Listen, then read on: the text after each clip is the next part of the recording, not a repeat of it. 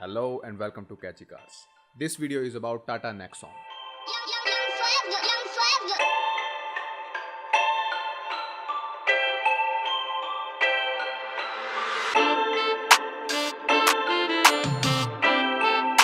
TATA Nexon becomes the first ever Indian car to get a 5-star rating from Global Ncap. And recently it was displayed at WHO headquarters in Geneva. The Global Ncap pushed the Safer Car for India project and now we are seeing the results. While the TATA Nexon received 5 stars, the Mahindra also received a 4-star for their Marazzo. In 2014, 0 stars were pretty common for cars like Alto K10, Hyundai i10 and Ford Figo, but now the trend is changing. And some people used to argue that there is no market for safer cars in India. Now cost is not the only factor to sell. Now safety is also a selling point. And the Indian government's regulations are also helping to make safer cars for India.